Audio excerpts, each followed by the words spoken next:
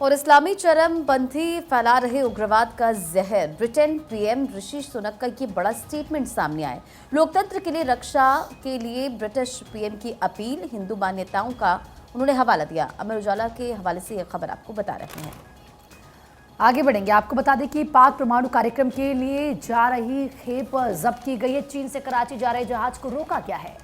नहावा शेवा बंदरगाह पर इस जहाज को रोका गया। भारतीय सुरक्षा एजेंसी ने यह बड़ी कार्रवाई की है। इटली निर्मित कंप्यूटर न्यूमेरिकल कंट्रोल मशीन जब्त की गई। इतना ही नहीं, और भी मैं आपको बड़ी अपडेट इसमें दे दूं, क्योंकि दैनिक जागरण इस वक्त मेरे पास है और बाकायदा देखिए ये खबर छपी है जिसमें ये लिखा गया है कि परमाणु कार्यक्रम की सामग्री लेकर चीन से कराची जा रहे जहाज को भारत ने रोका है। दरअसल जहाज पर लदे सामान में CNC भी शामिल थी। मशीन है ये, इसको शामिल इसमें किया गया था।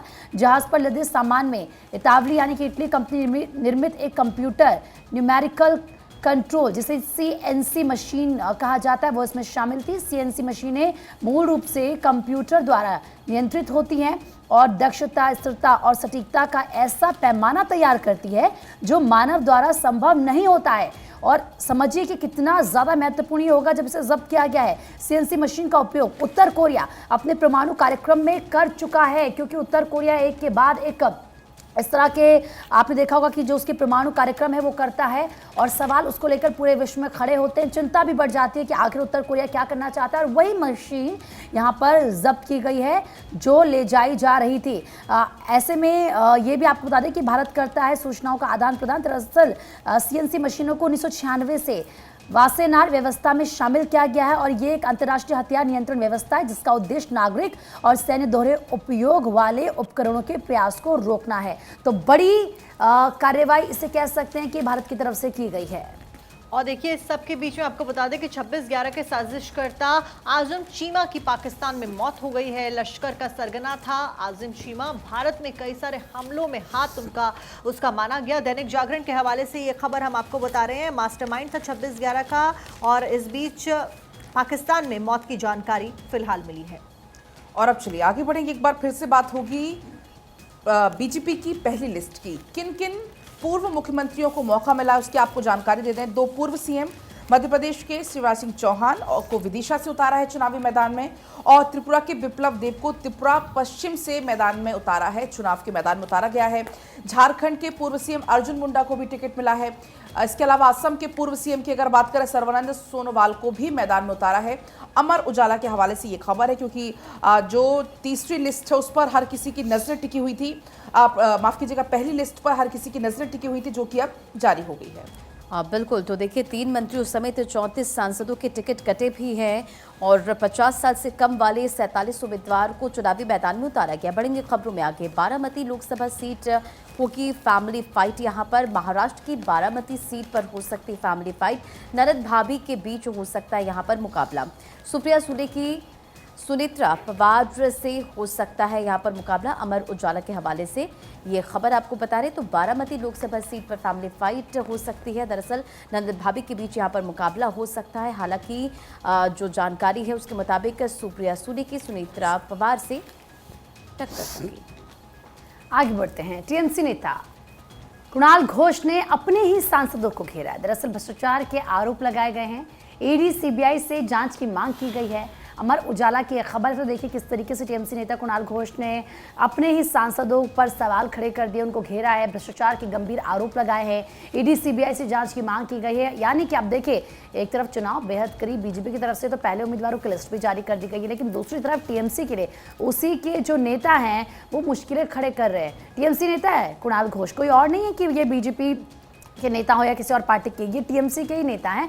और ये कह रहे हैं कि जो सांसद है हमारे वो भ्रष्टाचार करते हैं, गंभीर आरोप उन पर लगा दिया। अब ये देखना होगा कि किस तरीके से पश्चिम बंगाल में सियासत होती है। और अब बैठे बिठाए एक और मुद्दा फिलहाल भारतीय जनता पार्टी को खुद TMC के नेता ने दे दिया है, और किस तरीके से कार्रवाई इस पूरे मामले में होती है और आने वाले इलेक्शन में यानी कि लोकसभा चुनाव पर इसका कितना और कैसा असर पड़ता है ये भी देखना होगा। और अब ममता बनर्जी का क्या स्टेटमेंट इस पूरे मामले में आता है ये भी उतना इंपॉर्टेंट। और इस सबके बीच में अखबारों में में सीए से संबंधित भी खबर मौजूद। सीएए का विरोध करने वालों को सीएम हेमंता ने नसीहत दी है। असम के सीएम हेमंता ने विरोधियों को नसीहत दी है। विरोध करने वाले सुप्रीम कोर्ट का रुख करें। सीधे तौर पर यह कह दिया गया है मुख्यमंत्री के द्वारा विरोध या समर्थन के लिए आलोचना नहीं करनी चाहिए। जागरण के हवाले से एक खबर। और देखिए सीएए की बात करें तो सीएए के तहत 2000 अधिनियम, नागरिकता संशोधन अधिनियम 2019 एक ऐसा कानून जिसके तहत दिसंबर 2014 से पहले 3 पड़ोसी देश पाकिस्तान, बांग्लादेश, अफगानिस्तान से भारत आने वाले 6 धार्मिक अल्पसंख्यकों जिसमें हिंदू, सिख, बौद्ध, जैन, पारसी और ईसाई शामिल है, उनको नागरिकता दी जाएगी। और इसी का विरोध कई लोग कर रहे हैं। अब उनको कह दिया गया है हेमंता बिस्वा शर्मा के द्वारा, मुख्यमंत्री हैं, कि आप कोर्ट का रुख करिए, इस तरीके से विरोध नहीं। और वहीं देखिए लोकसभा चुनाव से पहले एआई पर भी सख्ती अब बरती जा रही है। नए मॉडल के लिए मंजूरी जरूरी है। प्लेटफॉर्म को बताना होगा कि जवाब भरोसेमंद नहीं है।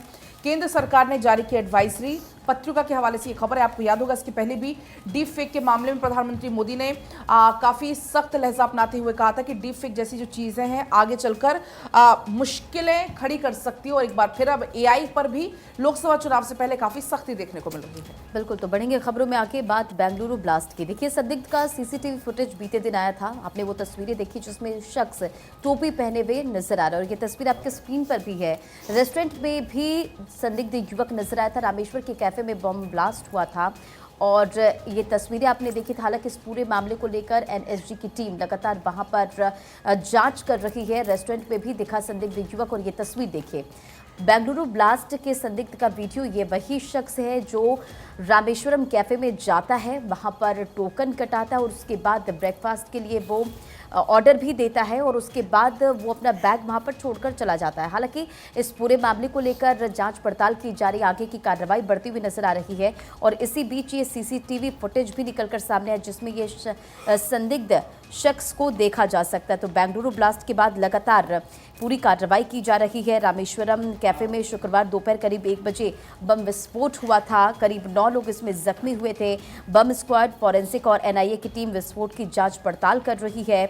और घटना के बाद सबसे पहले फायर ब्रिगेड और व्हाइटफील्ड पुलिस ने बताया कि सिलेंडर में विस्फोट हुआ। ये जानकारी सामने आ रही थी, लेकिन इस पूरे मामले को लेकर जांच पड़ताल जब की गई तब ये पूरा मामला बॉम्ब ब्लास्ट का निकला। टोपी पहने वो संदिग्ध युवक इस वक्त तस्वीरों में आप देख सकते हैं। हालांकि उसका चेहरा, क्योंकि वो जानता था कि सीसीटीवी कैमरे होंगे रास्ते में रंजना, इसलिए शायद उसने टोपी पहनी थी कि उसका चेहरा क्लियर ना दिख पाए। आगे बढ़ेंगे, आपको बता दें कि पीएफआई का मोस्ट वांटेड आतंकी गिरफ्तार हो चुका है। मोहम्मद गौस नियासी को एनआईए ने गिरफ्तार किया है। दक्षिण अफ्रीका से पीएफआई आतंकी गिरफ्तार हुआ है। मोहम्मद गौस नियाजी पर 5 लाख का इनाम था और इसको काफ़ी लंबे समय से ढूंढा जा रहा था। पीएफआई आतंकी है जिसकी गिरफ्तारी अब हो चुकी है। मोहम्मद गौस नियाजी इसका नाम है और दक्षिण अफ्रीका से इसको गिरफ्तार किया गया है। तस्वीर हम आपको इस आतंकी की दिखा रहे हैं। मोस्ट वांटेड आतंकी गिरफ्तार हुआ है। बड़ी कामयाबी यह है क्योंकि काफ़ी लंबे समय से इसकी तलाश की जा रही थी। 5 लाख का इनाम भी इसके ऊपर रखा गया था और आखिरकार वो दिन आ गया जब इसकी गिरफ्तारी हो गई है। खबरों में बढ़ेंगे आगे, बात करेंगे अगली खबर की। झारखंड से एक खबर। झारखंड के विदिशा में महिला के साथ में दरिंदगी का ये पूरा मामला है। भारत 24 लगातार पल पल की अपडेट आप तक पहुंचा रहा है। इस बीच आपको बता दें कि एक स्पेनिश महिला के साथ में दरिंदगी की गई। झारखंड में विदेशी महिला के साथ में, माफ कीजिएगा, ये दरिंदगी का पूरा मामला है। स्पेन से महिला पहुंची थी विजिट के लिए भारत में। झारखंड में महिला मौजूद थी। 7 से 8 युवकों ने गैंगरेप किया महिला के साथ में। पति के साथ में टेंट लगाकर महिला सो रही थी और उसी दौरान 7 से 8 लोगों ने महिला के साथ में गैंगरेप किया। अभी तक 3 आरोपियों को पकड़ने के लिए पुलिस ने पकड़ लिया है 3 आरोपियों को, लेकिन अभी भी कई आरोपी फरार चल रहे हैं जिनको ढूंढने के लिए पुलिस लगातार इन्वेस्टिगेट कर रही है और अब इसके ऊपर सियासत भी गरमाने लगी है। पलक और अगली खबर भी झारखंड से ही है। निशिकांत दुबे ने झारखंड सरकार पर जमकर हमला बोला। विदेशी महिला से गैंगरेप की घटना को दुखद यहां पर बताया और इस दौरान जमकर वो हमला बोलते हुए भी नजर आए। विदेशी महिला से दरअसल गैंगरेप की पूरी घटना हुई। 3 फिलहाल गिरफ्त में आ चुके हैं, लेकिन इसी दौरान अब इस पूरी घटना ने एक राजनीति स्वरूप भी ले लिया। राजनीतिकरण इस पूरी घटना का होने लगा है। झारखंड सरकार पर जमकर निशाना साधा गया। निशिकांत दुबे की तरफ से विदेशी महिला से गैंगरेप की घटना को दुखद बताया। बिल्कुल बढ़ेंगे खबरों में आगे और अगली बड़ी खबर आपको बताते चले। बिल्किस बानो केस में 11 दोषियों की रिहाई रद्द करने का ये पूरा मामला है। बिल्किस बानो केस का एक दोषी फिर सुप्रीम कोर्ट पहुंचा। दोषी ने सुप्रीम कोर्ट में दायर की है याचिका और याचिका में मामले पर सुप्रीम कोर्ट के फैसले में पुनर्विचार की मांग की है। पुनर्विचार के लिए मामले को बड़ी बेंच भेजने की भी मांग की गई है। तो बिल्किस बानो केस में 11 दोषियों की रिहाई रद्द कर दी गई है और इस पूरे मामले को लेकर आगे ये पूरा मामला बढ़ रहा है। और बिल्किस बानो केस में एक दोषी जो है वो सुप्रीम कोर्ट पहुंचा है। दोषी ने सुप्रीम कोर्ट में याचिका दायर की है और सुप्रीम कोर्ट के फैसले जो सामने आए थे उस पर पुनर्विचार की मांग की गई है। बिल्कुल, और बात बंगाल की कर लेते हैं क्योंकि बंगाल के बाद बिहार दौरे पर प्रधानमंत्री नरेंद्र मोदी हैं। पहले वो बंगाल के दौरे पर थे, वो बिहार के दौरे पर है। ऐसे में औरंगाबाद में कई योजनाओं का लोकार्पण और शिलान्यास किया। तो बोले कि बिहार ने एक बार फिर से डबल इंजन की रफ्तार भी पकड़ ली है। तो प्रधानमंत्री नरेंद्र मोदी क्योंकि सबसे पहले झारखंड गए, फिर बंगाल गए और अब वो बिहार के दौरे पर है। ऐसे में बिहार के दौरे पर जब प्रधानमंत्री नरेंद्र मोदी गए तो वहाँ की तस्वीरें आपको दिखाई किस तरीके से जनता को संबोधित करते हुए प्रधानमंत्री की तरफ से कहा गया कि एक बार फिर से डबल इंजन की जो रफ्तार है वो बिहार ने पकड़ लिया है कि तमाम विकास परियोजनाएं वहां पर चलाई जा रही हैं, उनका उद्घाटन शिलान्यास किया जा रहा। बिहार की जनता को बड़ी सौगातें भी देते प्रधानमंत्री नजर आए। और इस बीच बिहार के औरंगाबाद से बेगूसराय पहुंचे प्रधानमंत्री नरेंद्र मोदी कई सारी योजनाओं को लोकार्पण और शिलान्यास उनके द्वारा किया गया। उनके द्वारा कहा गया कि बिहार विकसित होगा तो देश विकसित होगा और तमाम कार्यों की सौगात लेकर बिहार में प्रधानमंत्री पहुंचे। बंगाल के बाद में उनका बिहार का यह दौरा बेहद महत्वपूर्ण, बिहार की जनता को संबोधित उन्होंने किया। महत्वपूर्ण जो कार्य थे उनके द्वारा किए गए, योजनाओं की शुरुआत उनके द्वारा की गई। और बड़ी बात है कि 20 महीनों के बाद, 1.5 साल के बाद और खासतौर पर एनडीए के गठबंधन में बिहार में आने के बाद में यहां पर उनका ये दौरा कई मायनों में खास रहा चुनावों से पहले। अच्छा, इस बीच प्रधानमंत्री मोदी ने विरोधियों पर भी जमकर हमला बोला। कहा कि बिहार में परिवारवादी राजनीति हाशिए पर, कुछ लोग राज्यसभा की सीट खोज रहे हैं। तो जमकर प्रधानमंत्री मोदी हमला बोलते हुए नजर आए। हालांकि काफी अटैकिंग मोड में फिलहाल प्रधानमंत्री मोदी चल रहे हैं। जब झारखंड पहुंचे, जब पश्चिम बंगाल पहुंचे, जब बिहार पहुंचे, जमकर इस दौरान विपक्ष को घेरते हुए नजर आए। बिहार में परिवारवादी राजनीति हाशिए पर है, कुछ लोग राज्यसभा की टिकट खोज रहे हैं। जरा सुनिए पीएम मोदी ने और क्या कुछ कहा। ये सामाजिक न्याय नहीं बल्कि समाज के साथ विश्वासघात है। ये सामाजिक न्याय न समाज का साथ विश्वासघात है। वरना क्या कारण है कि सिर्फ एक ही परिवार का सशक्तिकरण हुआ और समाज के बाकी परिवार पीछे रह गए। किस तरह यहां एक परिवार के लिए युवाओं को नौकरी के नाम पर उनकी जमीनों पर कब्जा किया गया, ये भी देश ने देखा है। तो बिहार में प्रधानमंत्री मोदी जब जनसभा को संबोधित कर रहे थे तो किस तरह से विपक्ष पर उन्होंने निशाना साधा आपने सुना।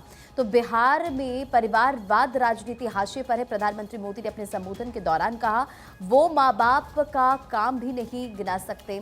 कुछ लोग राज्यसभा की सीट खोज रहे हैं, परिवारवादी लोग हताश हो गए हैं। और देखिए इन तमाम खबरों का जिक्र जो है अखबारों में भी है। प्रधानमंत्री मोदी ने रैली को संबोधित करते हुए यह सुनिश्चित भी किया और कहा कि गारंटी है कि बिहार में विकास हो, कानून का शासन हो और यहाँ की महिलाएं भय से मुक्त रहें।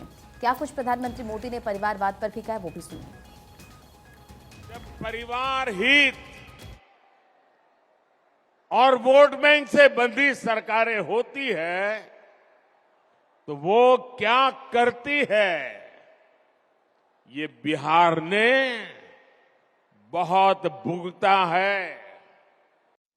तो प्रधानमंत्री नरेंद्र मोदी को आपने सुना, तो वहीं सीएम नीतीश कुमार का स्टेटमेंट भी सामने आया। अब हम कहीं नहीं जाएंगे, नीतीश कुमार ने ये बात कही। पहले आप आए थे और अब हम गायब थे। जरा सुनिए उन्होंने क्या कुछ कहा